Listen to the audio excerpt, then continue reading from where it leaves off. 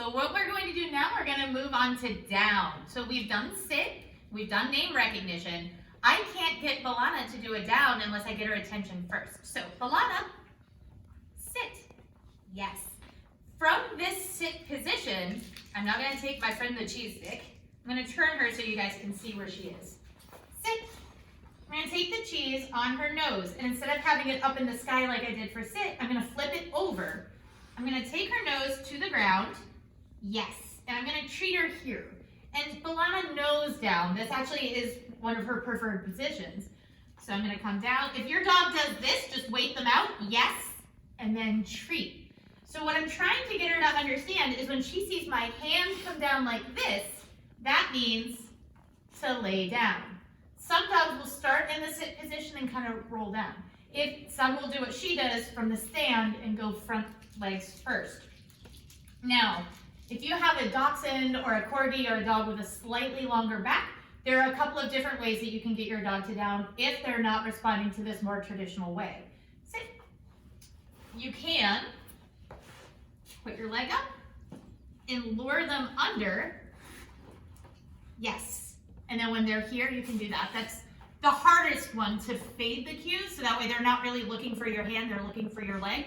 But if your dog is really struggling with laying down as a concept, or if they're scared or nervous, that's one way to get them to do it. You can also capture it. So if they're already laying down in their bed, yes, and treat.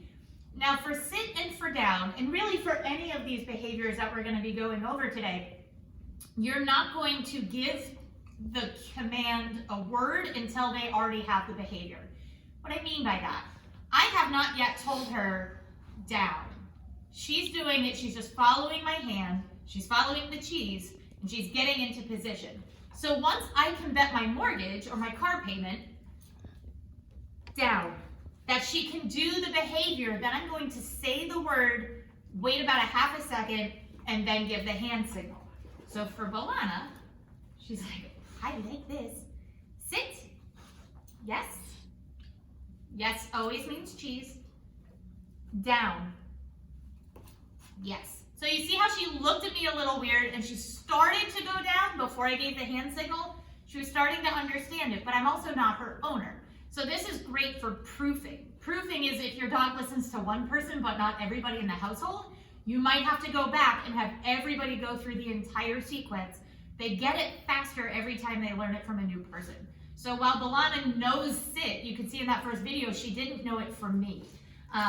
She figured it out really quickly though. And your dog will too. So if they're in a down and I want to work on downs, there's another thing that we can do, and it'll be called touch, and we'll show that in another video. But here I would actually just ask her to touch, to move her, and then sit. That's not what I asked. Touch. Sit. Generally speaking, in pet dog training, if your dog offers a more relaxed position than what you're asking for, I personally don't have a problem with that. If you're going into competition obedience, or if you really, really want your dog to truly understand the different cues though, touch. I'm not going to treat her until she does what I ask. Sit. Yes. That's the behavior. That's sit. Sit means this position. Now I can ask down. Yes. I'm not going down, down, down, down, down. I'm not going sit, sit, sit, sit, sit when she's not listening. I'm saying the word once, and if she blows me off, I'm going to try again. Your dog is going to be working through this too. This is really hard. And especially if you're in your living room and you're watching me on a TV screen, I'm sure your dog is even more confused. Why is she listening to this screen? But what I would really like to have you guys try is variations of down, and then from a down, see if you can ask for a sit. And you can see with Balana, this is really hard. I'm just holding my hand here. Yes, good job. I wasn't going sit, sit, sit, sit, sit. She didn't quite understand what I was asking. She figured it out. When your dog is in that place where they're just looking at you and they're like, I think I got it, that's where the best learning takes place, where they're just a little bit stressed out, they're trying to figure it out, and they figure it out on their own. That dog is going to learn so much faster and so much more effectively than you continuing to say, sit, sit, sit, sit, sit. Now, if she had blown me off and wasn't able to do it, or she ran off in the other direction, or she's just done, That's also okay. She might have been overstimulated. So if I go, sit, yes, good job.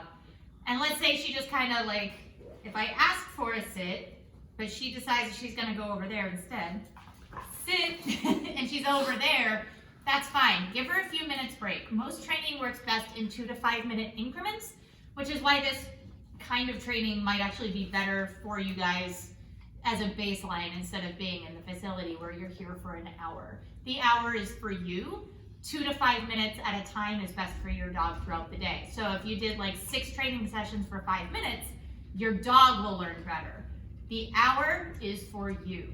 So keep that in the back of your head. So you, with these videos, hopefully you can come at one, practice it for a little bit, go to a second video in another hour, and then come back to the first video and just keep practicing these same 4 or 5 videos over the course of the week. Your dog should really understand these commands by next week. So we'll come back and we'll do touch, and then we'll do leave it, and then we'll call it good for today.